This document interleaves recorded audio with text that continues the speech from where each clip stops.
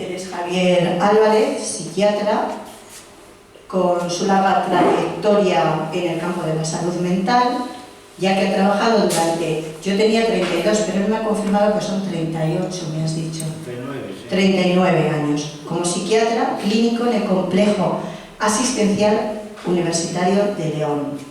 Actualmente es jefe de servicio de psiquiatría de dicho hospital y nos va a hablar sobre Hiperia o nueva psiquiatría. Esto es un nuevo enfoque que pretende eliminar las principales insuficiencias del actual modelo asistencial. Por un lado, el abuso de diagnóstico y por otro, el uso excesivo de psicofármacos. Os doy las gracias por estar aquí y le vamos a dar la palabra y si nos necesita, ya nos da. Vale, muchas gracias. Gracias por invitarme y por tenerme aquí y por venir a escucharme.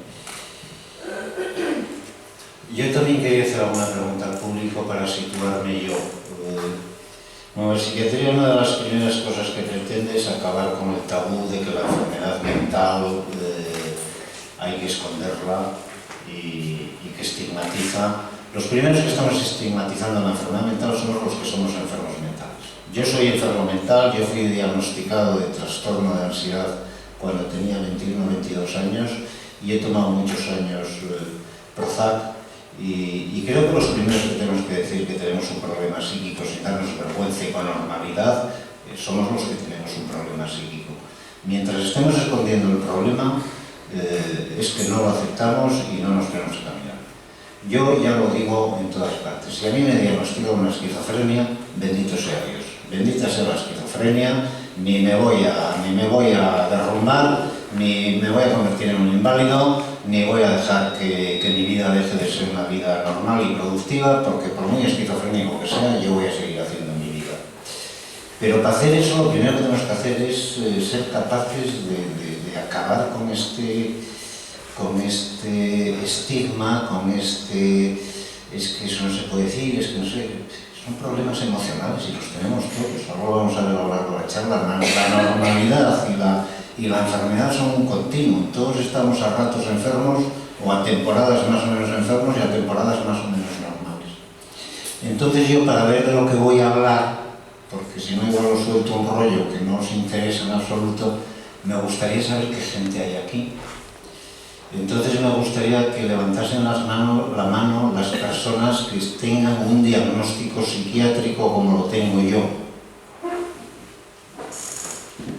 1, 2, 3, 4, 5, 6, 7, vale.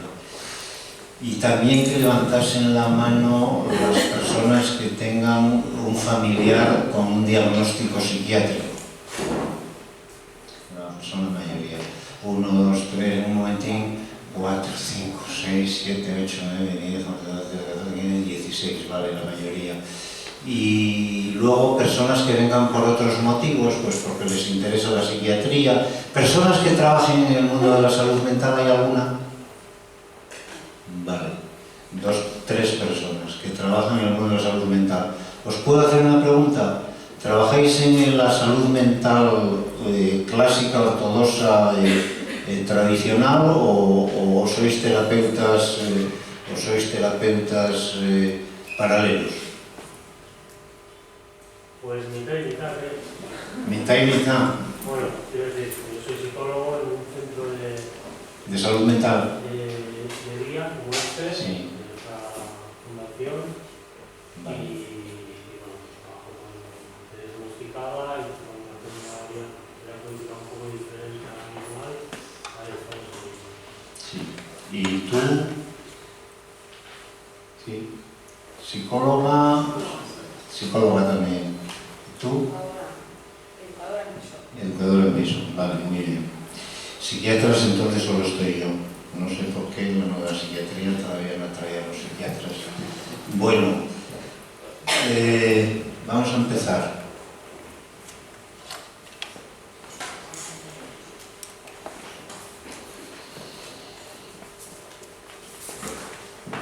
Nueva psiquiatría e Hiperia. Nueva psiquiatría porque pretende ser una psiquiatría diferente. Ahora iremos viendo cómo y de qué manera. E Hiperia, porque de la Hiperia, de la hipótesis de la Hiperia, que hablaremos luego, es de donde nace la Hiperia postula para determinadas manifestaciones psíquicas, para el gran número de las manifestaciones psíquicas que hoy se consideran síntomas psiquiátricos, postula una interpretación diferente, postula que son producciones normales de nuestro cerebro y que por tanto no hay que darles valor patológico, y de ese nuevo enfoque o de esa nueva interpretación pues nace nueva psiquiatría, ¿no?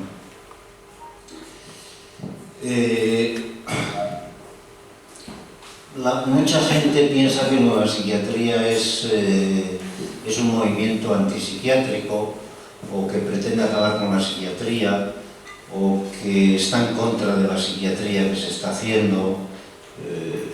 Mucha gente opina que es un movimiento en contra de, y en realidad no es un movimiento en contra de nada. Al contrario, pretende ser un movimiento de acercamiento, de diálogo abierto. Cuantos más seamos mejor, y cuantos más nos unamos mejor, y cuanto más nos pongamos de acuerdo todos los que trabajamos en este mundo, mejor. Pero claro, las cosas hay que decirlas. La psiquiatría está funcionando mal. Yo creo que esto es algo que lo sabemos todos, que todos somos conscientes de ello. Son muy conscientes de ello, sobre todo los familiares. Los familiares que tienen un paciente con un problema psiquiátrico crónico son muy conscientes de que no se les da una solución al problema, de que el paciente queda, y ellos con el paciente quedan atrapados de por vida en las redes de salud mental. Quedan atrapados de por vida en las redes de salud mental. Que la psiquiatría funciona mal no lo digo yo, lo dice Tom Easel, que es el presidente del National Institute of Mental Health, el Instituto Nacional de Salud Mental de Estados Unidos. Tom Easel lleva muchos años diciendo que la psiquiatría ha llegado a un punto completamente irracional, completamente absurdo. No hay razones de ningún tipo, ni científicas, ni farmacológicas, ni psicológicas, ni neurofisiológicas, ni genéticas. No hay razones de ningún tipo que justifiquen el que la mitad de la población americana vaya a padecer una enfermedad mental a lo largo de la vida. El riesgo de enfermedad mental, de prevalencia de enfermedad mental a lo largo de la vida de la población americana es ya del 50%. Es decir, 1 de cada 2 norteamericanos van a tener una enfermedad mental y van a ser tratados muchas veces de por vida con fármacos que producen muchos efectos secundarios. No hay ninguna razón que justifique esto. No hay razones científicas que justifiquen esto. Luego, si queréis, hablamos un poco de la base científica de la psiquiatría, que, como sabrán los que trabajan en salud mental, son arenas movedizas. Luego hablaremos un poco de la base científica de la psiquiatría, que es blanda, que no tiene nada que ver con las ciencias duras. De todos modos, lo que estoy diciendo de la psiquiatría, para que no se vea como un planteamiento de enfrentamiento con la psiquiatría, de enfrentamiento con la gente que está trabajando en psiquiatría, de la gente que está en las redes de salud mental, en la red pública de salud mental, lo que estoy diciendo de la psiquiatría se puede decir de cualquier otra profesión. Es decir, el problema parece que es mucho más amplio y que parece que esta sociedad haya perdido el norte. Los agricultores, o la gente que trabaja en el sector primario, que es la agricultura, saben los problemas gravísimos que está generando la agricultura en todo el planeta. Cada año eliminamos varios miles de especies,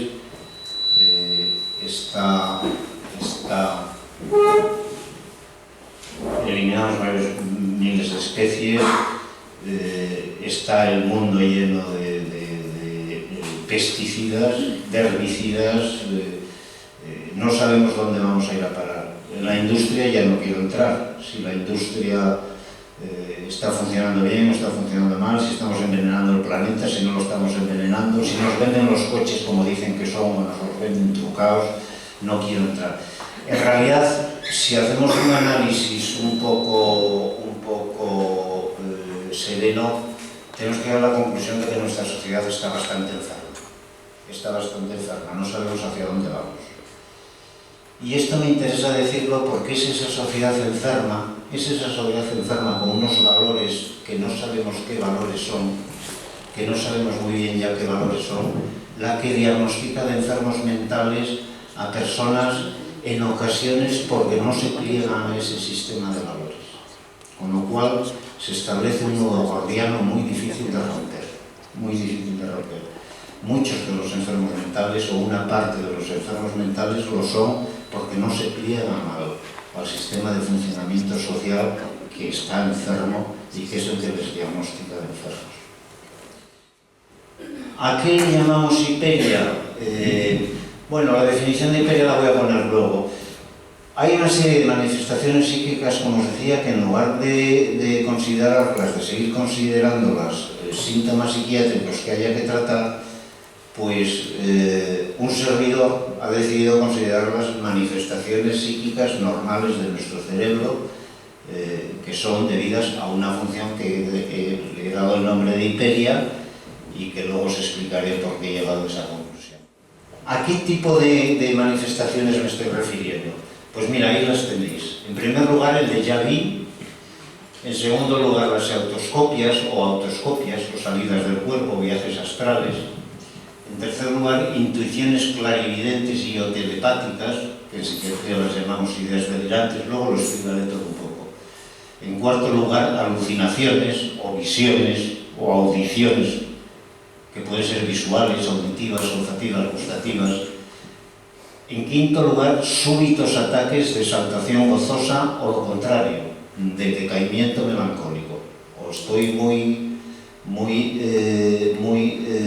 expansivo y con mucho gozo, o estoy en el estado contrario, muy inhibido, luego lo explicaremos en qué consiste esa inhibición, y muy triste, sufriendo mucho. También impulsiones irresistibles, de suicidio, de blasfemia, movimientos impulsivos que no soy casi capaz de controlarlos, que los más corrientes son de suicidio y de blasfemia. Y por último, crisis de despersonalización. ¿Estos síntomas sabéis todos lo que significan más o menos?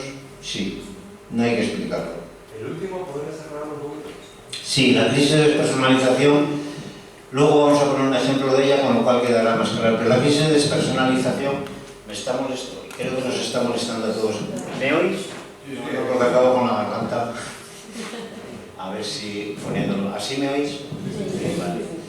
La crisis de despersonalización se caracteriza porque bruscamente tienes la impresión de que estás cambiado, de que no eres el mismo.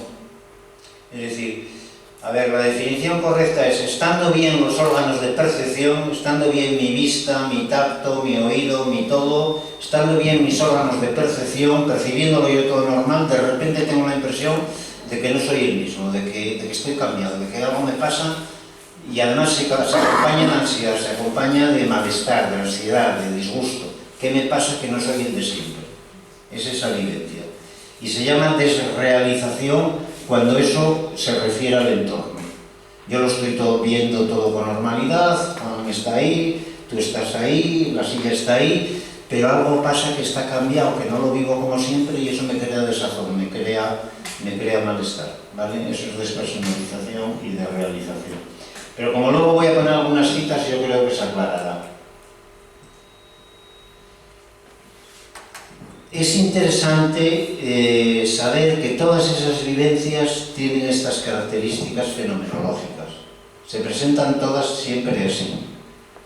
Son súbitas, aparecen de golpe, de repente, no es algo que vaya apareciendo poco a poco. La crisis de despersonalización no es que yo me vaya despersonalizando poco a poco, no, es que de repente me noto cambiado, o de repente noto cambiado el entorno, o de repente tengo una alucinación, tengo una visión, veo ahí la figura de, yo qué sé, la figura de mi padre o de un hermano muerto y está ahí hablando, ¿vale? Y es de repente. son siempre automáticas, pasivas, es decir, aparecen en la mente de forma independiente de mi voluntad. Yo no puedo hacer nada ni por quitarlas ni por ponerlas, aparecen de repente, automáticamente, de forma pasiva. Y siempre que aparecen, se produce un fenómeno especial en la atención, que es que cuando aparece ese fenómeno, mi atención se concentra casi al 100% en ese fenómeno, con lo cual el entorno queda muy diluido. Si yo ahora, por ejemplo, estoy hablando con vosotros y estoy viendo vuestras caras y vuestros vestidos y estoy pendiente de la luz y de todo el entorno, si ahora tengo una alucinación, me voy a quedar centrado en la alucinación y apenas os voy a prestar atención a vosotros. O sea, es una vivencia tan intensa que no puedes por menos de centrarte casi exclusivamente en ella, ¿vale? Bueno, ya he dicho el cuarto rasgo fenomenológico, que es la gran intensidad de vivencia en el interior, y por supuesto se acompaña siempre de un sentimiento muy intenso de extrañeza. ¿Qué me está pasando? Es decir, ¿cómo es posible que de repente se haya puesto eso en mi cabeza sin yo quererlo y con tanta intensidad y que no puedo dejar de estar centrado en ello? ¿Qué ocurre? ¿Qué está pasando? ¿Vale?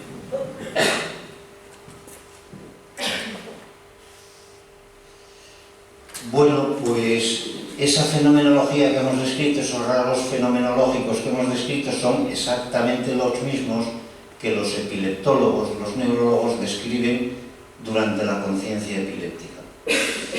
Cuando habéis oído hablar de la epilepsia en general la asociamos con los ataques de gamma, las crisis generalizadas, que es cuando una persona pierde el conocimiento, de repente pierde el conocimiento y empieza a convulsionar, ¿vale?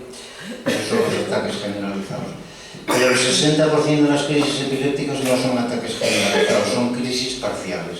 Y en la crisis parcial, cuando es una crisis parcial simple, crisis parcial quiere decir que solo descarga un trocito de una zona concreta del cerebro, ¿vale? Y crisis generalizada quiere decir que descargan a la vez todas las neuronas del cerebro, ¿vale?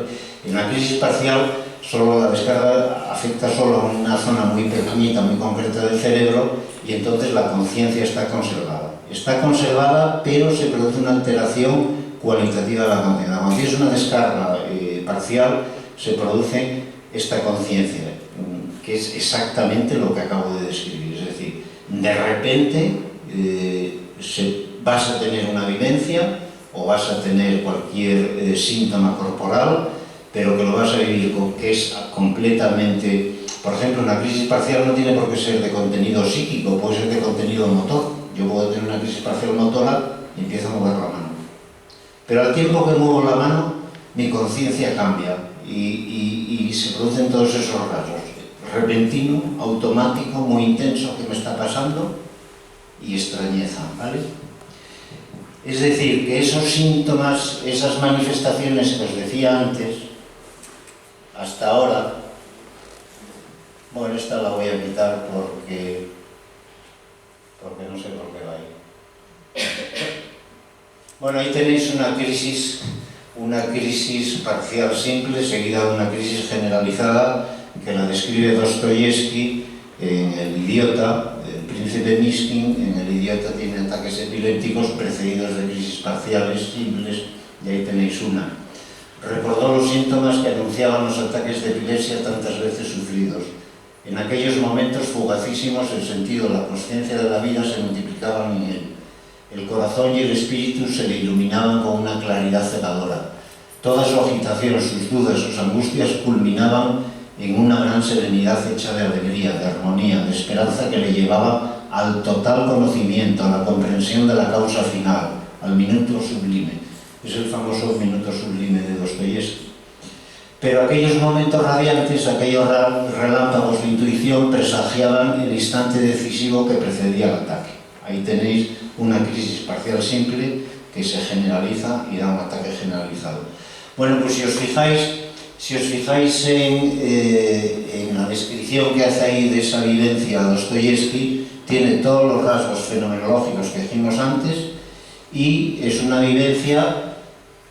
Yo no sé si calificarla de vivencia, de cognición delirante, porque tiene el conocimiento del absoluto, en ese momento está conociendo el absoluto, o calificarla de crisis de éxtasis gozoso porque está lleno de serenidad, de alegría y de armonía, y en realidad habrá que dejarlo, como dice Jaspers, en una simple vivencia delirante. No se puede matizar más, no se puede matizar si es un afecto, si es una idea, es una vivencia puramente delirante. Estas son las vivencias delirantes primarias de Jaspers. Estoy hablando de esto porque estos son los síntomas fundamentales que se van a usar luego para decir que una persona es esquizofrénica. Con lo que eso conlleva para la vida, para toda la vida para esa persona. Este síntoma y las alucinaciones son los síntomas que se están empleando en psiquiatría para decir que una persona es esquizofrénica. Y de lo que vamos a hablar luego es de qué pasa con los esquizofrénicos y qué pasa con las personas diagnosticadas de trastorno bipolar. Si les damos solución o si les damos una solución, si les ayudamos o por el contrario les perjudicamos más que les ayudamos. Claro, si esto no fuese una idea delirante, si esto fuese una función de nuestro cerebro, ya no sería una enfermedad, en principio no habría que tratarlo. La importancia de la hipótesis es que si lo concebimos de otra manera, que ya no es enfermedad, no vamos a psiquiatrizar a esa persona, ¿vale? ¿Interpretaciones actuales de estas manifestaciones? Pues cuando aparece un electroencefalograma que indica que hay una descarga neuronal, se diagnostica como crisis parcial psicótica. Cuando no hay ese electroencefalograma, se diagnostican como síntomas de enfermedades mentales. ¿De cuáles fundamentalmente? Del trastorno bipolar y de la esquizofrenia. Las dos enfermedades más graves de la psiquiatría, se podría decir las más graves de la psiquiatría, las dos enfermedades que justifican que la psiquiatría siga siendo una rama de la medicina. La psiquiatría es una rama de la medicina por la esquizofrenia y por el trastorno bipolar, por las psicosis endógenas. Todo lo demás se podría explicar perfectamente a través de la psicología, a través de las emociones, no haría nada para nada falta la medicina, porque en todas las demás no hay base orgánica, en estas casi tampoco, hay muy poca base orgánica, como veréis luego, pero en las demás no hay ninguna, ¿vale? Estas son las dos enfermedades en las que nos vamos a centrar fundamentalmente, porque yo creo que es donde, sin querer, más daño estamos haciendo. Entonces, ¿qué dice Nueva Psiquiatría de esos síntomas? Pues dice que no son síntomas de una enfermedad, dice que son expresión de una función cognitiva del cerebro que mediante descargas y mediante hipersincronías neuronales nos da acceso a vivencias clarividentes. Como veréis, todas ellas son clarividentes, todas ellas son de certeza absoluta. Esto os puede sonar a chino mandarino, de este señor como dice que esto es normal, es una función normal, cuando todo el mundo dice que es enfermedad. Bueno, pues no todo el mundo dice que es enfermedad, lo dice la psiquiatría clásica, ortodoxa, tradicional en Occidente, pero hay muchas culturas donde tener alucinaciones es completamente normal, o tener ideas delirantes es completamente normal, y se le da una interpretación completamente diferente. Por ejemplo, los niños maoríes alucinan desde niños, hablan con los bisabuelos muertos y hablan con todos los antepasados, y luego se lo cuentan a la madre cuando vuelven de la escuela, y pues hoy me vino el bisabuelo y me dijo, y como culturalmente ahí eso es normal, pues no es una alucinación, es completamente normal. Es decir, lo que nosotros llamamos enfermedad se puede interpretar de otras maneras, y en otras culturas se interpreta de otras maneras. Y como luego veréis, en determinados ambientes de nuestra propia cultura se interpreta de otras maneras.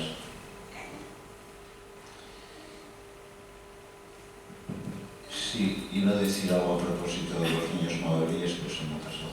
Bueno, ya saldrá luego. Es decir, sí, que lo que estoy diciendo no es tan que puede sonar muy fuerte, pero que no es tan fuerte, lo dice más gente. ¿Habéis oído hablar del movimiento Hearing Voices? No. Bueno, pues va a celebrar me parece que el 9º o 10º Congreso Internacional lo va a celebrar en Madrid el día 4 o 5 de noviembre. Hearing Voices, oyendo voces en inglés, como es inglés malo mío, Hearing Voices es oír voces, los que oímos voces, los que oyen voces.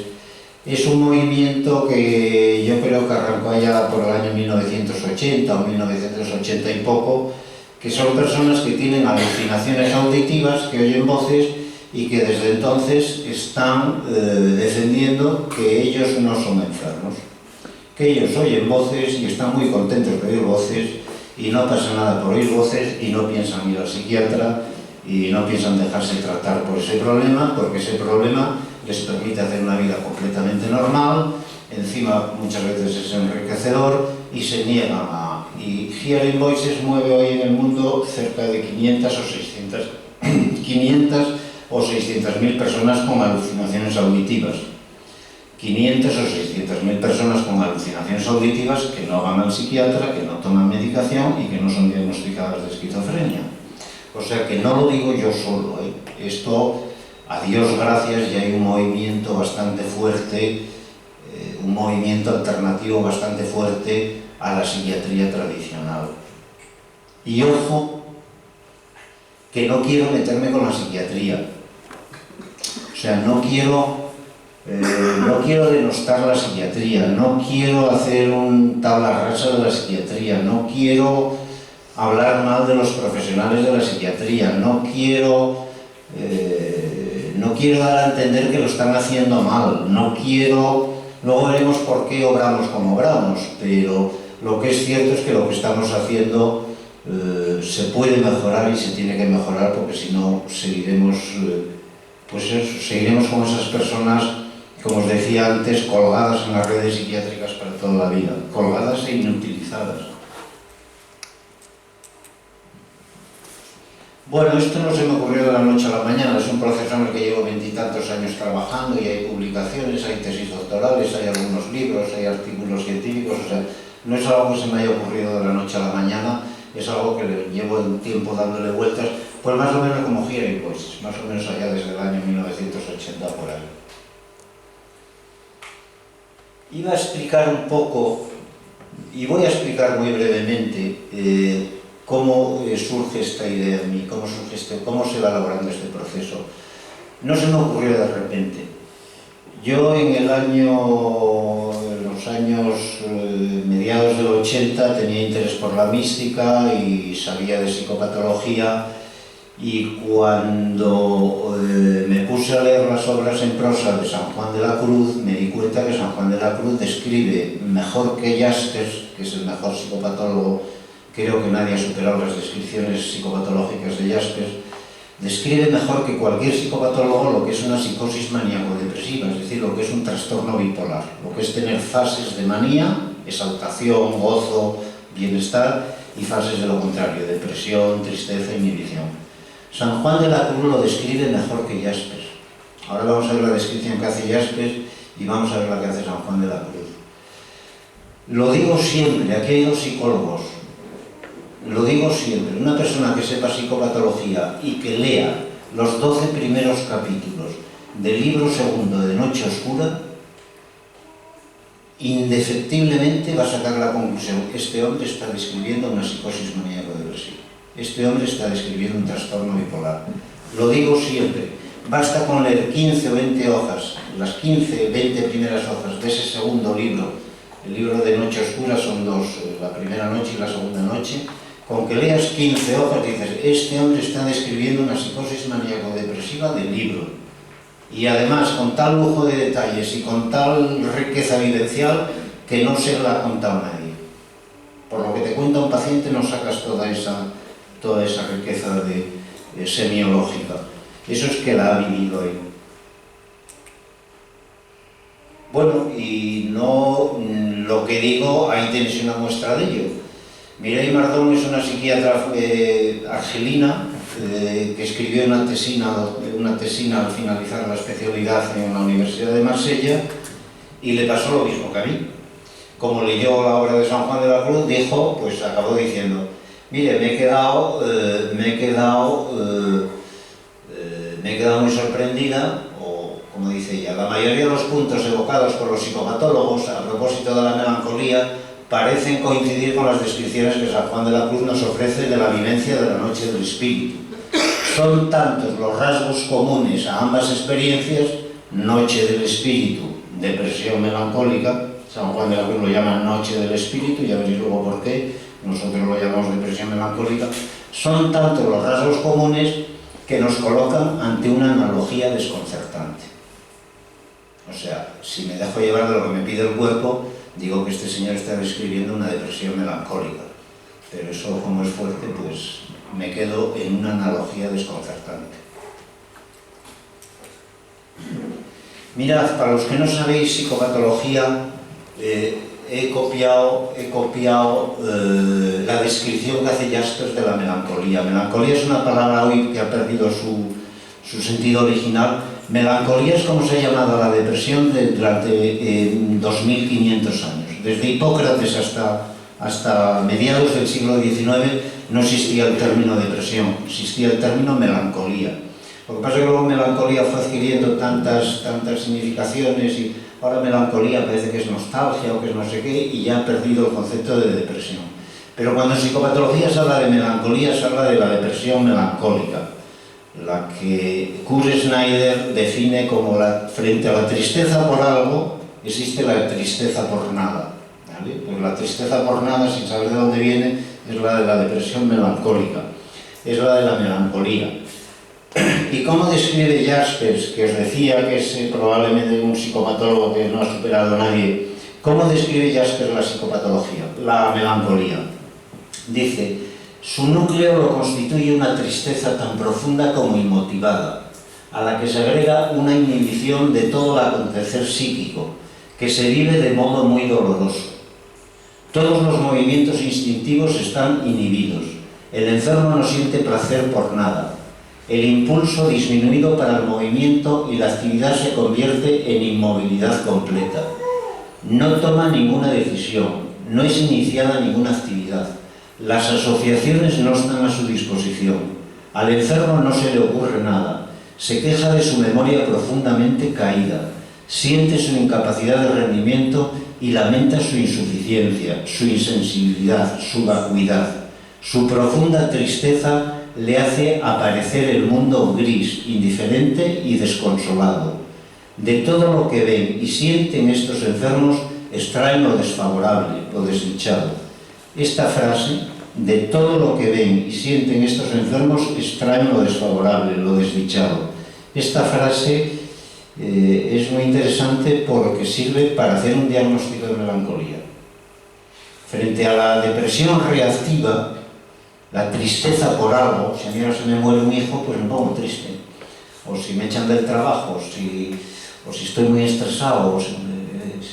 Frente a la tristeza por algo, que es la depresión reactiva, está la tristeza por nada, que es la depresión melancólica, que es una tristeza, un dolor mucho más profundo, que no se sabe de dónde viene y que te aniquila, ¿vale? Pues para diferenciar una depresión reactiva de una depresión melancólica, solo tienes que decir al enfermo, al paciente, cosas positivas. Y si a todo lo que tú le digas que sea positivo, él le da la vuelta para buscarle el lado negativo, es que estás ante una melancolía. Si dices, bueno, pues mira, hoy tengo la buena noticia de que estoy fuera de trabajo. Sí, pero vaya usted a ver qué trabajo, porque ese trabajo lo echan y no sé qué, no sé qué. Pues hoy tengo la buena noticia de que su mujer se ha curado de no sé qué. Ya, pero se cura hoy, pero mañana peor, porque tal y porque cual pascual. El melancólico siempre te va a dar la vuelta para buscar, porque no puede por más que sentirse desdichado, ¿vale? Estamos hablando de la melancolía y luego hablaremos brevemente de la manía, porque en España el 6% de la población son ya bipolares, ¿vale? Padecen psicosis, lo que antaño se llamaba psicosis maníaco-depresiva y hoy se llama trastorno bipolar. 6 por 4, 24, 40 millones, bueno, casi 50, 6 por 5, 30, ya vamos por 3 millones casi de bipolares. No estamos hablando de algo que no exista, estamos hablando de 3 millones de personas que están, casi 3 millones de personas que están diagnosticadas de una enfermedad muy grave, como es el trastorno bipolar y que produce graves sufrimientos y que requiere graves tratamientos. Por eso estamos hablando de esto. Pues ahí tenéis como lo describe San Juan. Si os fijáis, es tristeza, que más que tristeza es sufrimiento, inhibición, no puede hacer nada, y culpa. ¿Veis las tres palabras que... tristeza, inhibición y culpa? Estos son los tres síntomas cardinales de la depresión melancólica. Nunca faltan en la depresión melancólica.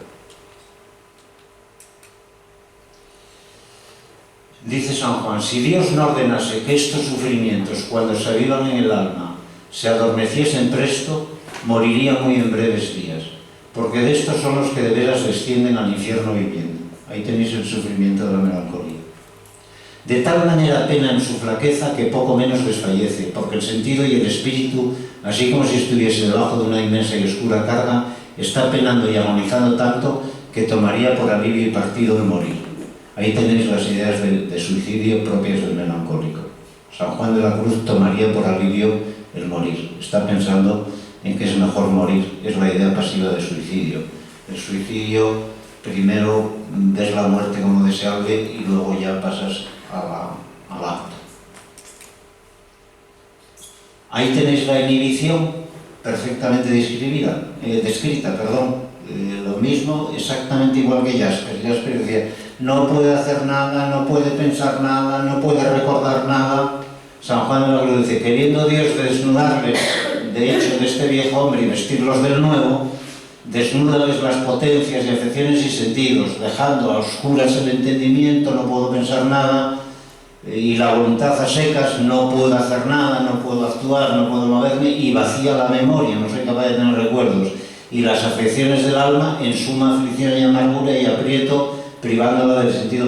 Ahí tenéis la misma descripción exactamente igual que Jasper. Las tres funciones psíquicas fundamentales, memoria, entendimiento y voluntad, completamente paralizadas. Y la culpa, como se ve tan miserable, piensa que Dios ya no le quiere ni que jamás la querrá, está hablando del alma. Como se ve tan miserable, piensa que Dios ya no la quiere ni que jamás la querrá de nuevo, sino que tiene por qué ser aborrecida, no solo de él, sino de toda criatura para siempre, y duélese de ver en sí causas por las que merece ser desechada de quien ella tanto quiere y desea. Ahí tenéis ideas delirantes de culpa, una culpa que se hace delirante, que se hace inexplicable. Es decir, una persona religiosa, un sacerdote creyente, cristiano, no puede decir eso, está diciendo una herejía, está diciendo algo sacrílego. Dios no puede aborrecer a una persona definitivamente para siempre. Eso no lo puede decir un teólogo como San Juan de la Cruz. No está en su sano juicio, está delirando, tiene ideas delirantes de culpa, ¿vale? De donde a veces cuando ella menos piensa y menos lo pretende, suele Dios dar al alma unos divinos toques tan sensibles que algunas veces no solo el alma, sino también el cuerpo hacen estremecer. Estos toques acaecen en el espíritu muy sosegado, sin estremecimiento alguno, con súbito sentimiento de deleite y refrigerio. Ahí está pasando de la fase melancólica a la fase maníaca. Súbitamente se siente con un gran deleite y refrigerio. Está muy a gusto, está muy bien, ¿vale? Es la purgación más o menos fuerte y de más o menos tiempo, mas si ha de ser algo de veras dura algunos años, puesto que en estos medios hay interpolaciones de alivio. Subrayo, interpolaciones de alivio, que lo dice así textualmente. Y de esta manera va purgando Dios algunas almas, metiéndolas a ratos interpoladamente, vuelvo a subrayar la palabra que usa San Juan de la Cruz, en esta noche de contemplación espiritual y purgación espiritual, haciéndola anochecer y amanecer. Aquí tenéis claramente las dos fases del trastorno bipolar, interpoladamente. La primera persona que utilizó el término polaridad para hablar de este fenómeno fue San Juan de la Cruz en el año 1547, es decir, 450 años antes de que la Asociación Americana de Psiquiatría crease el término bipolar. El primero que describe esta alternancia de gozo y depresión como un fenómeno polar, interpolación, y lo repite dos veces en San Juan de la Cruz, para que veáis los paralelismos tremendos que hay entre lo que describe, las vivencias que describe San Juan de la Cruz y la psicosis maníaco-depresiva o trastorno bipolar. Pero bueno, yo no sé si seguir,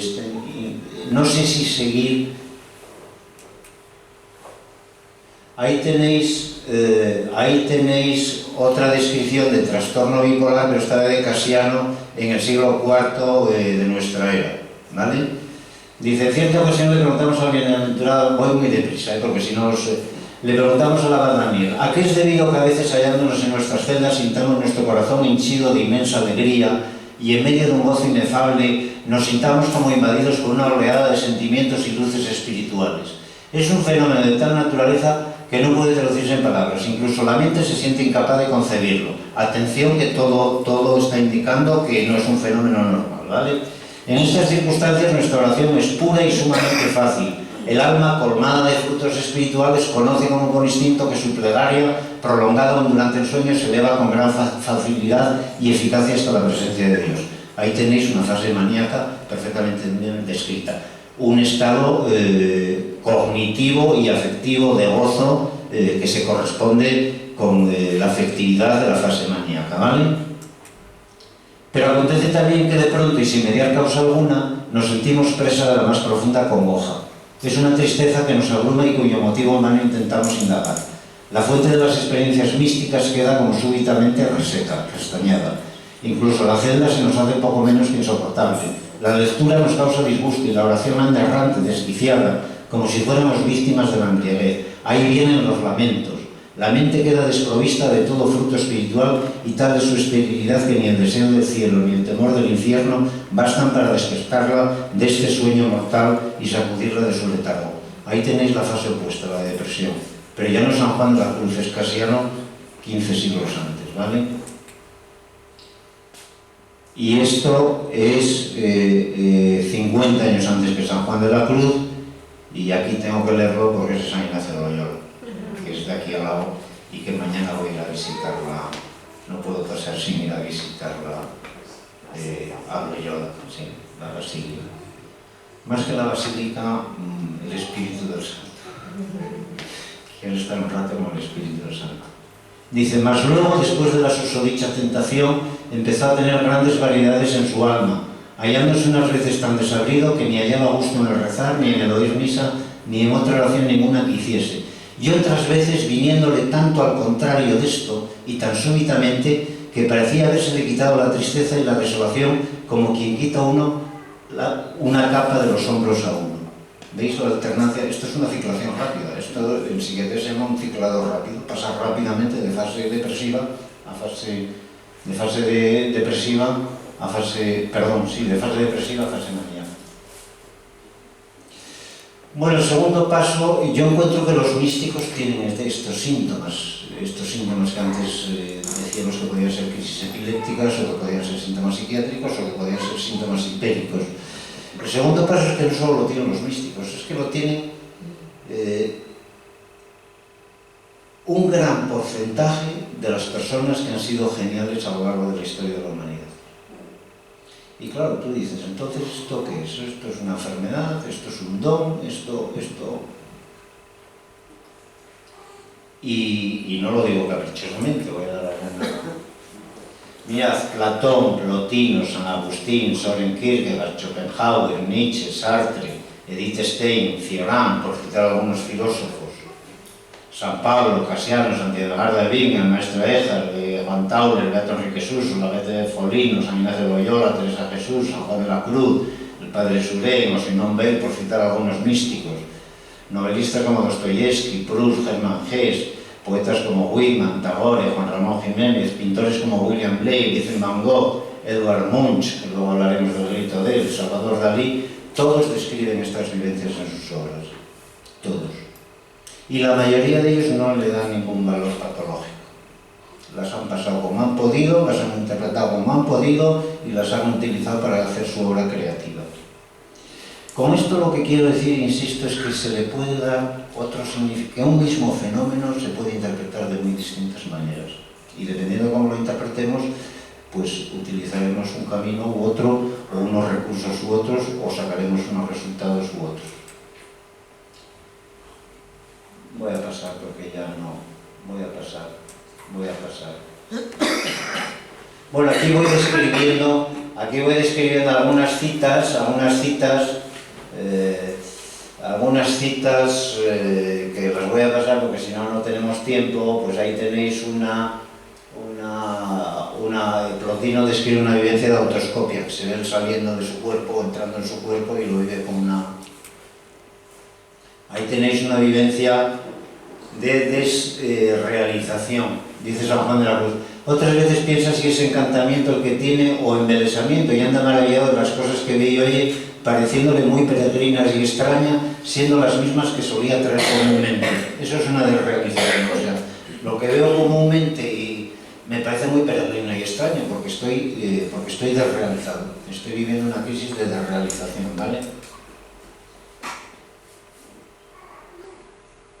Esta es la descripción, esto es como describe Munch, esto es la explicación que da Munch a cómo es que pintó el cuadro del grito. El cuadro famoso es la máscara gritando.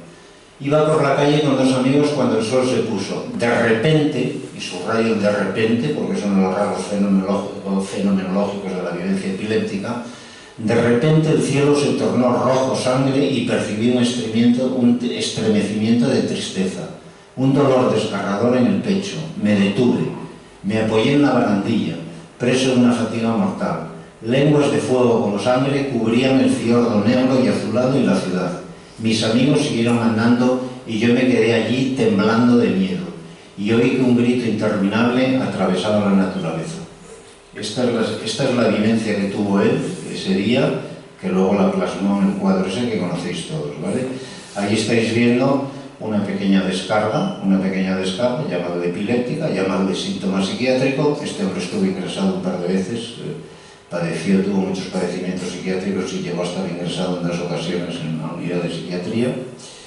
Llamadle, utilizad el término que queráis, llamadle fenómeno hipérico. Está describiendo una vivencia de desrealización y un ataque de pánico. No nos vamos a extender, pero bueno, incluso parece que podría haber algún fenómeno alucinatorio o alucinósico en lo que describe. Ahí tenéis impulsiones. San Ignacio le venían muchas veces tentaciones con grande ímpetu para echarse de un agujero grande que aquella su cámara tenía y estaba junto al lugar donde hacía oración. Y esta es de blasfemia de San Juan de la Cruz. Se añade esta noche el espíritu de blasfemia, el cual en todos sus conceptos y pensamientos se anda atravesando como intolerables blasfemias y a veces con tanta fuerza sujetadas en la imaginación que casi se hace pronunciar que les grave tormenta. Ahí tenéis el fenómeno alucinatorio, impulsivo, que se acaba convirtiendo en posesión. Ahí tenéis alucinaciones. Por ejemplo, la segunda de Catalina de Génova cree ver una escala de fuego y el mundo entero que arde y hace abrir la ventana para asegurarse de que no es verdad. Esto es lo característico de la alucinación, la certeza de que eso es así. Tengo que abrir la ventana porque si no nos quemamos. Cuando un paciente viene a la urgencia y dice, venga, ingresarme porque tengo alucinaciones. Bueno, vale. Te ingresamos, lo hacemos o ya veremos, pero alucinaciones no tienes porque si no estarías pendiente de la alucinación, porque cuando estás alucinando no puedes estar más que a la alucinación. Esta de San Ignacio, que es muy bonita, le acaeció muchas veces en día claro ver una cosa en el aire junto de sí, la cual le daba mucha consolación porque era muy hermosa en grande manera, tenía forma de serpiente y tenía muchas cosas que resplandecían como ojos aunque no lo eran. Él se deleitaba mucho y consolaba en ver esta cosa, y cuantas más veces la veía, tanto más crecía la consolación. El tercer paso, bueno, ya veis que los místicos, artistas, luego veréis otros, pensadores, filósofos tienen estas vivencias y no les dan valor patológico, no les llaman síntomas psiquiátricos. Tercer paso, estas vivencias son las que producen las drogas. Las vivencias que hemos descrito son exactamente las que nos procuramos cuando usamos drogas. A veces el viaje sabe mal y es un ataque de pánico, a veces sale bien y es un éxtasis gozoso, a veces alucinamos y la droga es alucinatoria. Las vivencias que hemos descrito son las mismas que nos procuran las drogas. Y como llevo ya mucho tiempo trabajando en esto, pues lo resumo muy rápidamente. ¿Y qué son las drogas? Las drogas son las sustancias que produce nuestro cerebro para no se sabe qué. Todas las drogas que se han sintetizado o que se han usado, luego se ha descubierto que son sustancias que produce nuestro cerebro para no se sabe qué, pero que las produce. Produce opio, produce morfina, produce Valium, produce diazepam, produce éxtasis, la dopamina.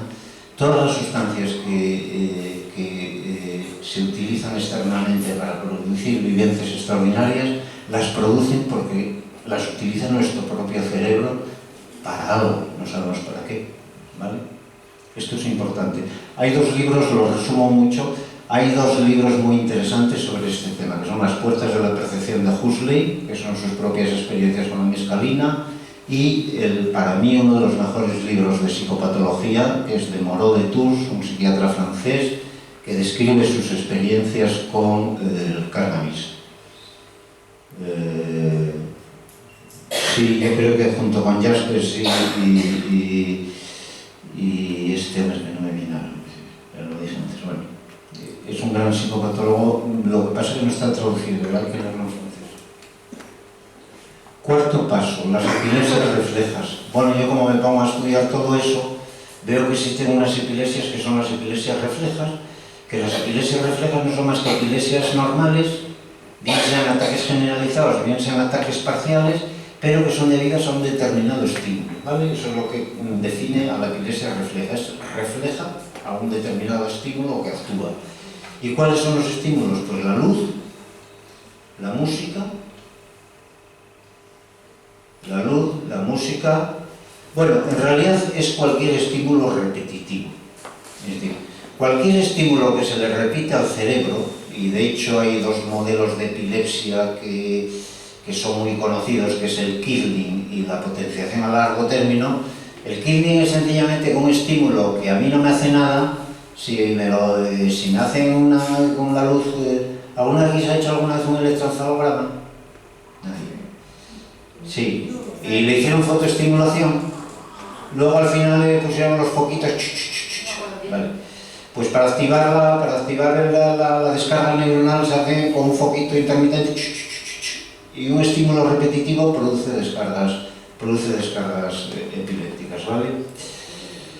Pero bueno, a mí lo que me llamó la atención de esto, no voy a entrar ahora en las epilepsias fotosensitivas, que son ahora ya casi pandémicas por culpa de la televisión, aquellos dibujos animados que tuvieron que quitar en Japón a la segundo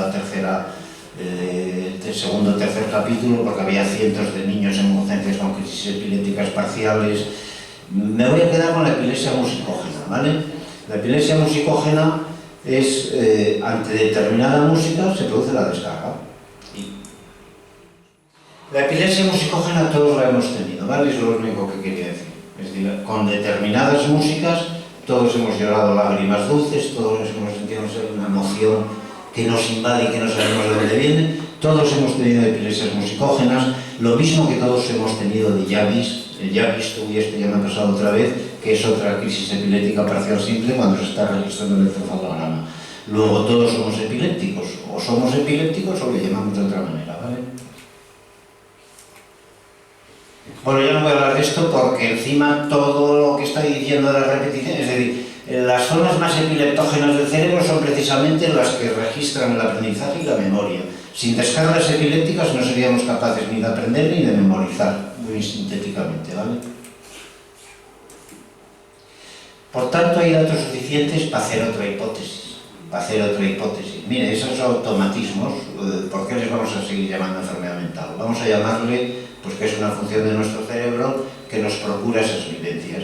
Y si somos capaces de darles otro enfoque y de no negativizarlas y no irlas con tal pesimismo y con un pronóstico tan sombrío, pues a lo mejor ayudamos más que como lo estamos haciendo de momento, ¿vale? ¿Qué novedades supone la hiperia? Pues que en principio no es una enfermedad, ¿vale? Ventaja, pues sintetizada en esa frase. Es muy diferente decirle a un niño, estás muy dotado para la hiperia, que decirle, eres epiléptico o tienes una enfermedad mental. Esto parece una bobada, pero uno de los objetivos fundamentales de Nueva Psiquiatría es ir al mundo escolar y empezar a detectar a los niños que son proclives a la hiperia, a tener estas vivencias, para que no vayan al psiquiatra. Cuando digan, no, es que alucino, es que veo esto. Bueno, si el niño maorí no va, ¿por qué tiene que ir el niño mío? ¿No? O sea, se le puede dar otro enfoque, ¿vale? Esa enfermedad solo cuando el sujeto pide ayuda, claro. Si San Juan de la Cruz no aguantase lo que aguantó y pidiese ayuda y fuese al médico, fuese al curandero de Becedas, como iba el hermano de Santa Teresa, pues entonces sí, que era una enfermedad porque él dice, necesito ayuda, pero la aguantó y no fue, ¿vale? O bien cuando la vivencia es tan intensa que produce un estado confusional y el sujeto no sabe lo que hace. Si Santa Catalina de Génova se pone a tirar a las monjas por la ventana para que no se quemen, pues habrá que darle una medicación para que no tire a las monjas. Voy muy deprisa. Bueno, pues de esta hipótesis nace Nueva Psiquiatría. Y Nueva Psiquiatría es un movimiento que tiene pocos meses. Y ya voy a terminar, ya voy a terminar porque si no me echáis. Y en estos pocos meses yo he aprendido mucho. He aprendido que la psiquiatría que yo hice toda la vida la hice con buena intención y tratando de ayudar a las personas que pasaban por mi consulta, o por mis manos, por la unidad, por donde fuese. Es decir, que no hay mala intención, no hay ánimo de hacer daño, no hay mala praxis, no hay... Los psiquiatras no es que sean todos unos sinvergüenzas que se dejan pagar por los laboratorios y bueno, pues en los psiquiatras hay como en todas las profesiones. Un 20% que son cojonudos, un 15% que no hay para dónde cogerlo y un 70% que son como somos la mayoría, ¿vale? ¿Cuál es el problema de los psiquiatras y de los psicólogos y de todos los que trabajamos y de todos los profesionales? Que nos ponen orejeras. Yo en estos 6 meses he aprendido a quitarme orejeras. Yo estuve 40 años haciendo lo que creía que tenía que hacer. Pero como ahora llevo un tiempo moviéndome en otros ambientes, me he dado cuenta que existen otras posibilidades, otras vías de actuación, otras maneras de interpretar, que a lo mejor ayudan tanto o más como lo que a mí me enseñaron en la carrera de medicina y en la especialidad de psiquiatría. Los psiquiatras no es que seamos malos, es que como los demás profesionales tenemos orejeras y pensamos que lo que nos han enseñado, el marco ese que nos han puesto es el que vale. Yo he aprendido en estos meses, cosas importantes, por ejemplo que hay que quitarse las orejeras. Y cuando un paciente te dice, mira, a mí me está yendo bien el Reiki, no se le puede responder, oiga, pero usted que es licenciada en Filosofía y Letras, ¿cómo creen esas tonterías? Pues no. Vaya usted a PubMed, vaya usted a la base de datos más importante, de datos médicos más importante del mundo, y vea usted lo que se dice del Reiki. Y en realidad hay un consenso que da tan buen resultado, cuando menos como los serotoninérgicos y como las psicoterapias. Bueno, pero eso lo dice PubMed, ¿vale? Entonces, lo que he aprendido es que tenemos que tener la mente más abierta, porque si no abrimos más la mente, seguiremos siempre por el mismo camino, y es un camino que parece que ofrece pocas esperanzas. Otra cosa que he aprendido, y ya estoy terminando porque estoy hablando de lo que es Nueva Psiquiatría, ¿vale? Otra cosa que he aprendido es que los pacientes que realmente le preocupan a Nueva Psiquiatría, que son los esquizofrénicos sobre todo, y también los bipolares, pero sobre todo los esquizofrénicos, para el sistema clásico de psiquiatría, desgraciadamente son un cero a la izquierda. El paciente esquizofrénico, aquí habrán bastantes padres o madres que tienen esquizofrénico y lo saben mejor que yo. El pobre paciente esquizofrénico, con ese diagnóstico y ese tratamiento, queda tan inutilizado, tan inutilizado, no me viene otra palabra, no me viene otro sinónimo, es como un vegetal que hay que llevar y traer, pero además que es un vegetal que en cualquier momento puede explotar. Es un vegetal que ya no sirve, que ya no va a funcionar, que ya no va a hacer carrera, que ya no va a trabajar, que ya no va a tener relaciones, pero además en cualquier momento puede explotar. Hay que tener mucho cuidado con él y tenerlo muy medicado y estar siempre pendientes de él. Este es el mensaje que al paciente ni se le da ese mensaje. Además no lo necesita, porque mira, cuando un paciente esquizofrénico sale de la consulta con el diagnóstico, En ese momento ha perdido el trabajo. Nadie quiere un esquizofrénico en su centro de trabajo, nadie. En ese momento ha perdido el trabajo, ha perdido la novia si la tenía, ha perdido los amigos y ha perdido algo más importante, ha perdido a la familia. Porque desde ese mismo momento su familia inconscientemente empieza a comunicarse con él de una forma completamente diferente. ¿Lo entenderéis bien? Bueno, no me voy a extender. Y de hecho, uno de los problemas más difíciles de resolver de la esquizofrenia de varios años de evolución es reconstruir toda esa mala comunicación familiar que se estableció. Reconstruir esa mala relación, por ejemplo, con el esquizofrénico no se habla de su enfermedad, no se aborda el problema, no se dialoga, no se buscan. A la familia se le da el mensaje de que tiene una relojería en casa que puede explotar, a él se le anula con una medicación, y esta es la dinámica que está dando hasta ahora la psiquiatría oficial. Aquí hay psicólogos y lo saben mejor que yo. Con un esquizofrénico medicado, bueno, es que es contraindicación de psicoterapia. Es decir, ¿qué voy a hacer con una persona que está con 600 miligramos de clozapina que no es capaz ni de balbucear palabras? Es decir, ¿cómo voy a hacer asociaciones afectivas o psicológicas con una persona que tiene todas las facultades psíquicas anuladas por la medicación, ¿no? ¿Qué estamos aprendiendo con nueva psiquiatría? Pues que si la familia cambia este concepto de enfermedad, también la cambia el paciente y también la acaba cambiando el equipo de salud mental. Es decir, si el familiar es capaz de decir, bueno, ni es tan grave, ni es de por vida, ni es invalidante, ni rabo de gaitas. Mi hijo tiene un problema, y es verdad, será un problema importante, pero se puede resolver y lo vamos a resolver. Si las familias adoptan, ¿de qué estamos hablando? De que cada uno coja la rienda del problema, la rienda que le toca. De que cada uno se empodere del problema en la medida en que le toca. En lugar de seguir con el discurso de lo que me ha dicho el psiquiatra, de que su hijo ya no vale para nada, que olvídese, que no sé qué, no, vamos a ver cómo ayudo yo a mi hijo o cómo ayudamos a esta persona para que salga adelante. Eso produce inmediatamente un cambio en el propio chaval, porque lo percibe, lo mismo que percibió cuando dejaron de hablarle con normalidad, lo percibe ahora cuando empiezan a hablarle y a tratarle con normalidad. No, que tú no eres un vegetal, muchacho, que tú tienes que vivir tu vida y resolverla y crecer. Y cuando la familia y el paciente se han empoderado de esa rienda, han cogido cada uno su rienda, van al equipo de salud mental y las cosas cambian.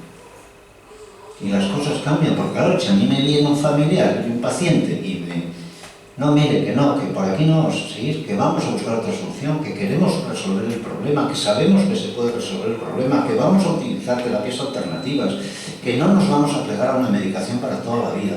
Cuando esto se hace de una manera razonable, serena, sensata, insistente, al psiquiatra y al psicólogo y a la trabajadora social y al terapeuta y a todos no les queda más remedio que cambiar el discurso también. Y esto es lo que vamos a promover y lo que estamos promoviendo. Y bueno, no voy a decir nada más porque si no, no tenemos tiempo ninguno para el diálogo. Sí, bueno, nada, no, que nos vamos a organizar en grupos, que estamos haciendo grupos, que ya tenemos varios grupos por España delante que están funcionando así, que ya estamos viendo esos resultados, que ya hay familias que han conseguido que el psiquiatra diga, pues tiene usted razón, venga, pues llevamos 7 años con medicación y a lo mejor tiene usted razón, esto se puede hacer de otra manera. Es decir, que os aseguro que se puede hacer y se puede cambiar, y además se puede cambiar entre todos, porque tenemos que contar con la red pública, pero la red pública va a aprender a hacerlo de otra manera, porque, mirad, y ya termino, porque es que me enrollo mucho, ya termino. Un problema muy importante de esta sociedad es que queremos que todos nos lo resuelvan con una pastilla. El niño tiene TDAH, el niño engorda, el niño adelgaza, el niño tiene mucho sexo, el niño tiene poco sexo, el otro tiene vigoresia, el otro no sé qué, pongan una pastilla. Que no. Y en esa medida, buena parte de la culpa es del usuario, que dice, a mí que me lo resuelva el médico. Pero cuando vas al médico con otra postura, no, aquí lo vamos a resolver entre todos. Y fundamentalmente yo, que es mi vida, y mi vida no me la va a resolver nadie, me la voy a resolver yo. Fundamentalmente yo, pero también mi familia, también el médico, también el psicólogo, también el otro. Cuando se cambia esto, se consiguen otras cosas, ¿vale? Y ya termino. Termino porque...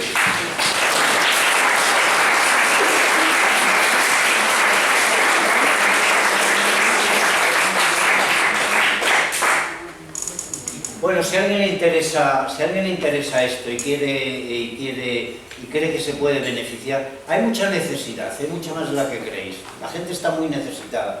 Si alguien se siente necesitado y quiere contactar con Nueva Psiquiatría, no tiene más que escribir a colaboraciones@nuevapsiquiatría todo seguido.es, ¿vale?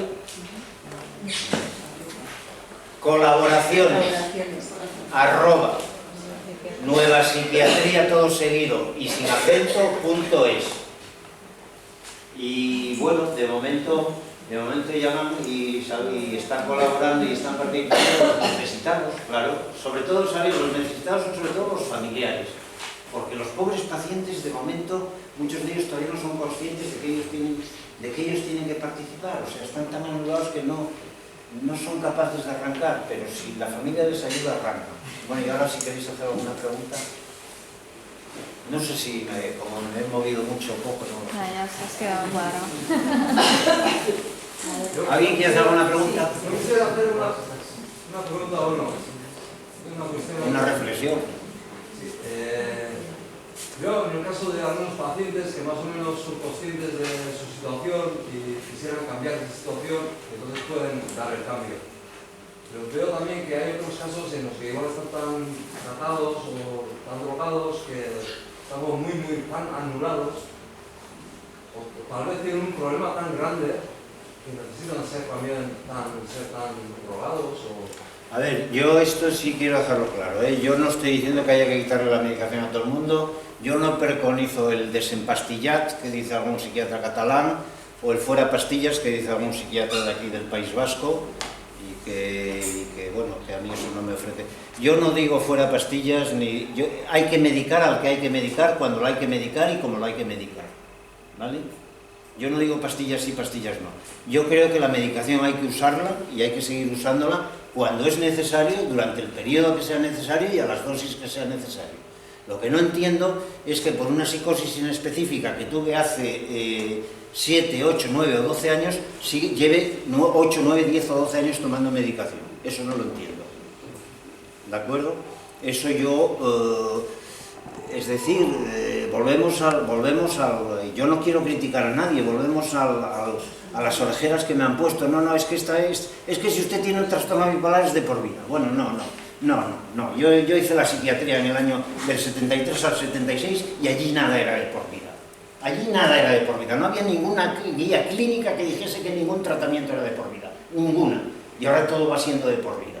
Y yo me niego, ¿vale? Allí se trataba la fase maníaca y la fase melancólica, y se trataba el brote esquizofrénico, se trataba el tiempo que fuese necesario, que se considerase oportuno, y luego se quitaba la medicación. Y se quitaba una vez, 2 veces, 3 veces, 5 veces, hasta que quedase claro que ese paciente no podía estar sin medicación. Y cuando queda claro que no puede estar sin medicación, pues se queda con medicación para siempre. Pero es que ahora te diagnostican un trastorno bipolar y te ponen ya litio de por vida. Yo he quitado litio a mujeres que llevan 28 años tomando litio por una fase hipomaníaca. Yo con eso no puedo estar de acuerdo. Ahora, con eso no quiero decir que no esté de acuerdo con la medicación. La medicación bien usada en su dosis y en su tiempo es necesaria en los casos en que es necesario. San Juan de la Cruz hizo unos diagnósticos tan acertados. ¿Cuál fue su solución para la melancolía? Pues interpretarla como una prueba de Dios, darle una interpretación diferente. ¿Cómo? El misticismo, claro, interpretarlo como una purificación que le enviaba a Dios. ¿Cómo lo hacemos eso con nuestros hijos?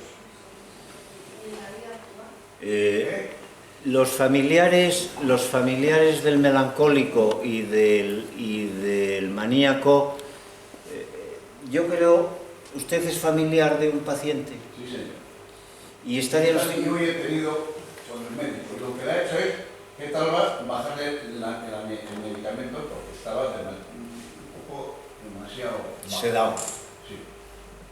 nosotros nos han mentalizado toda la vida que lo más importante es la medicina y la medicina. Yo llevo 20 años así. Ya.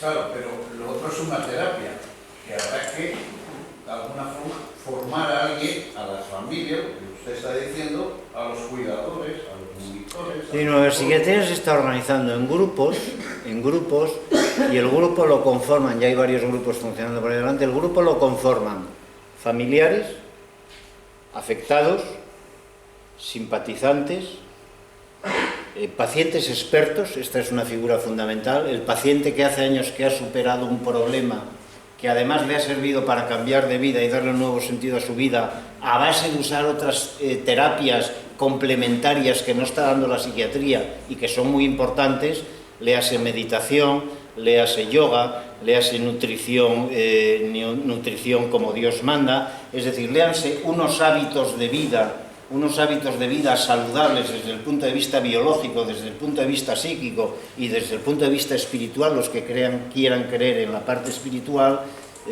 Cuando se añaden esas terapias complementarias se consigue un cambio de estilo de vida y un cambio de hábitos de vida que jamás va a producir la medicación.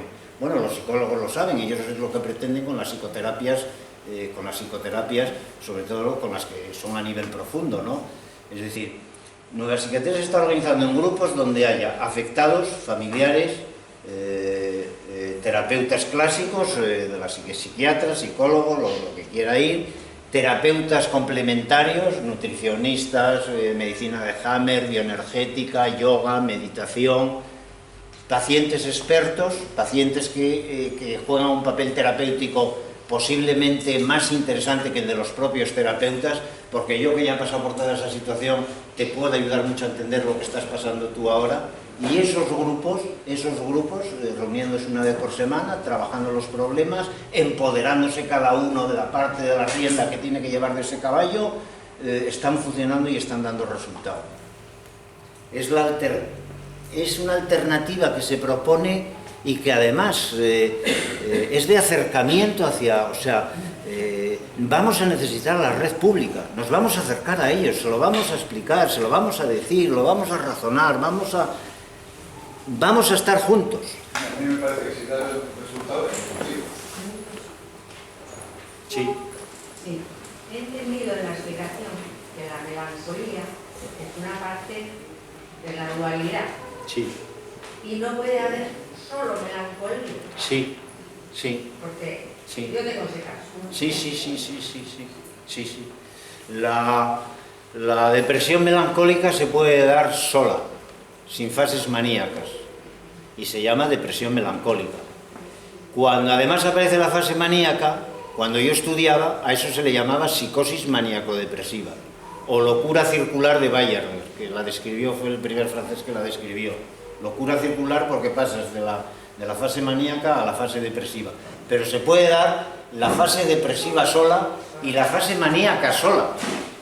La fase depresiva sola es algo tan espantoso que, claro, no hay ganas de vivir, no hay ganas de nada. Solo puedes sufrir. Solo puedes sufrir. Solo sufrimiento.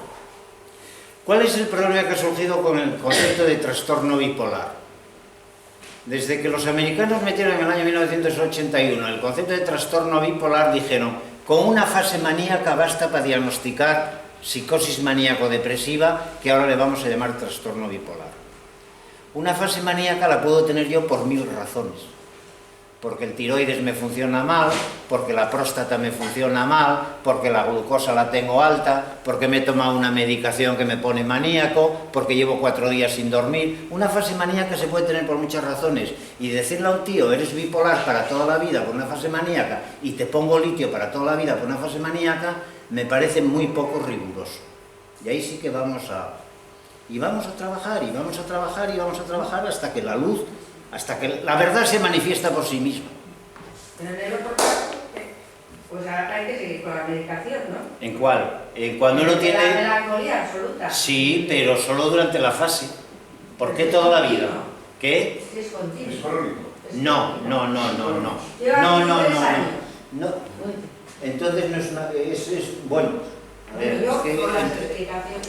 A ver, el trastorno bipolar, la psicosis maníaco-depresiva evoluciona por fases. No tiene manía. Vale, pues la depresión melancólica evoluciona por fases. Fases de, lo decíais San Juan antes, muy bien, por ventura otra fase más duradera que la anterior. Es decir, tú estás bien 7 años y de repente, plum, estás 9 meses con una fase melancólica y luego sigues bien y al año tienes otra fase melancólica o no la tienes nunca más. Y es verdad que hay fases melancólicas descritas de varios años de duración. Y ahí no cabe más que esperar, porque la medicación no hace nada. Sí, tú. Y luego tú. Sí. ¿Cuál es el camino a seguir cuando alguien que sufre de una enfermedad mental no reconoce? ¿No lo reconoce? Sí. Pues esa es una pregunta muy importante, porque si yo tengo un problema, vamos a llamarle de otra manera, vamos a llamarle problema emocional o problema psicológico. Enfermedad es muy complicado decir que hay enfermedades mentales, de hecho ya no se llaman enfermedades mentales, se llaman trastornos, ya ellos mismos han quitado el nombre porque no se atreven a llamarlo enfermedad. Vamos a llamarle, si yo tengo un problema psicológico o afectivo y no tengo yo conciencia de él, malo.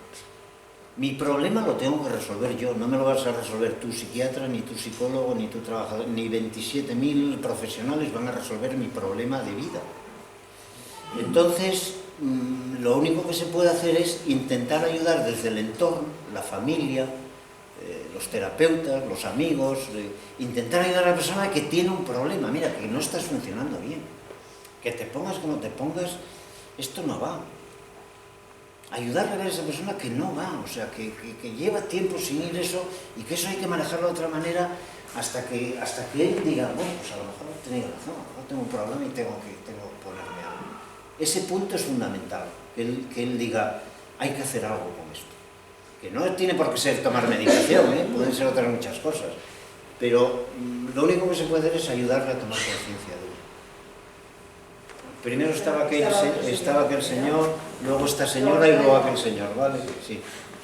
Un par de cuestiones. Creo que a la primera antes se ha respondido parcialmente, pero me gustaría saber la nueva psiquiatría, qué tipos de métodos presenta.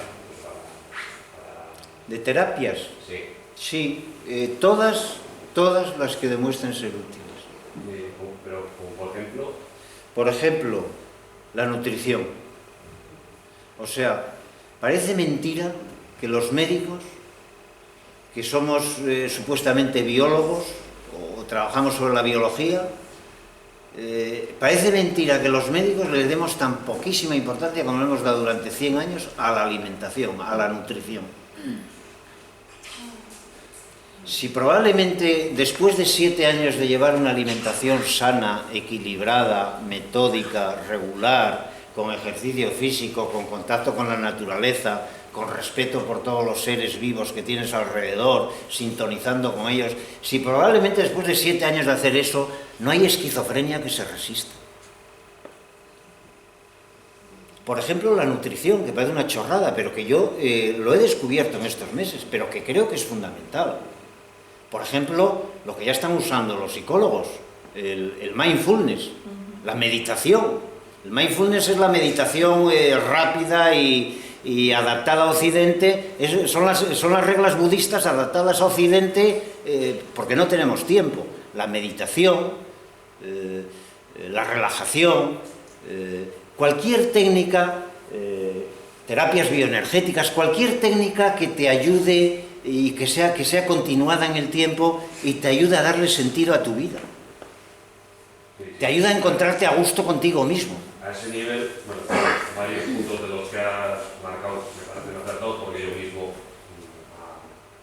a iniciativa propia los he aplicado en mi propia vida. Claro. Pero bueno, yo tengo un hermano que está diagnosticado con esquizofrenia y claro, pues ya intentar aplicárselos a él ya no es tan fácil. Claro, pero lo que no puedes es... ¿Cuántos años lleva tu hermano diagnosticado de esquizofrenia? 10. 10 años. ¿Cuántos años lleva con medicación? Pues otros tantos. Efectivamente, para no variar. para no variar, siempre con medicación. Claro, lo que no puedes pensar es que una persona que lleva 10 años diagnosticado de esquizofrenia, que probablemente ya no tiene amigos, que probablemente no tiene trabajo, que probablemente se relaciona muy poco, que probablemente que hace una vida muy vacua, con muy poca motivación, con muy poca cosa, lo que no puedes hacer es decirle, Jorge, ponte a hacer yoga que verás cómo esto se resuelve. No, tiene que cambiar primero todo lo demás, cambiar el sistema, la comunicación, lo que decía antes, cambiar la comunicación familiar, cambiar la concepción que tiene la familia de ese problema, dejar de verlo como un problema irresoluble, lo que os explicaba antes, y para eso ayuda al grupo, y de verdad que está funcionando, es decir, que las familias empiecen a aprender que no es como se lo han hecho creer hasta ahora, que puede ser de otra manera, que se puede concebir de otra manera, y entonces se responde de otra manera. Pero claro, lo que no puedes es decirle a un tío que está inutilizado con neurolépticos o con antipsicóticos y que encima su vida no tiene ningún sentido desde hace 10 años, que se ponga a hacer 7 horas de meditación al día, eso no tiene... Pero entiendes que es un segundo paso y que eso lo va aprendiendo poco a poco en el grupo. Sí, a ese nivel en muchos puntos estoy de acuerdo, solo que a veces el cómo trasladarlo luego a la realidad, ese cambio. Es decir, mi hermano ahora mismo está ingresado y está ahora mismo en un punto muy bajo, lleva un año largo malo y tiene pinta de que va a ser a periodo medio largo la continuidad. Y mira, yo la primera impresión rápida que se me ocurre es, yo como familiar no acepto que esto tenga ese pronóstico tan negativo, yo voy a ver cómo cambia esto. Yo lo dije antes, en esos casos primero tiene que cambiar el discurso de la familia y el pensamiento de la familia y la manera de concebir la enfermedad de la familia para que él también pueda percibirlo de otra manera, porque él, lo queráis que no lo queráis, lo lleváis tratando como esquizofrénico 10 años. Queráis que no, lo lleváis tratando como esquizofrénico. Es más, lleváis tratándolo 10 años como esquizofrénico sin hablarlo claramente con él. ¿A que sí? Que al final vamos a ser nosotros los culpables. No. Nosotros hemos hecho, No. ustedes, los profesionales, nos han dicho que hagamos. Ahora hay que hacer una revolución para bien, y estoy de acuerdo. No, vamos por orden. Es que hay otro aquí y otro allí. Sí, hay otro aquí y otro allí, pero tiene usted razón. Aquí no se está hablando de culpa, ¿eh? Luego aquí otra. Perdón un momento, no se hablamos de culpa, hablamos de buscar soluciones o cambios y ver dónde puede estar la parte del problema. Bueno, yo estoy diagnosticada como bipolar desde hace 9 años, en tratamiento por supuesto. Mis fases son de un estado de melancolía total a una fase maníaca bestial, o sea, prácticamente de una semana a otra. Yo diría que fue el Prozac y la cipresa lo que me dio el subidón. Yo jamás había tenido ese carácter ni esa forma de manifestarme, y fue a raíz del tratamiento con Prozac y cipresa durante bastante tiempo, internada por orden policial. ¿Y a dónde quiere ir a parar? Y ahora quiero ir a parar. A que yo en esos momentos diría que la medicación me sobra. Pero bueno, no hablo con el psiquiatra. Estaba tomando 3 antidepresivos y estaba con una hambre. Háblelo con su psiquiatra. Y hablo. Tiene que ser un mutuo acuerdo entre usted y su psiquiatra. Eso sí, salvo que usted esté por orden judicial, es decir, en contra de su voluntad, la dueña de tomar la medicación, como siempre es usted. A mí me pueden poner un antihipertensivo y yo me lo tomo si me da la gana o no me da la gana. A mí me ponen algo para la diabetes y me lo tomo o no me lo tomo. A mí me ponen algo para la depresión y me lo tomo o no me lo tomo. Pero bueno, no vamos a entrar en eso. Yo creo que es algo que tiene que hablar usted con su psiquiatra. Es muy importante la relación terapéutica, el tener una buena relación. La relación terapéutica es cuando aquello crece y aquello va más. Y si no va más es que no hay relación terapéutica.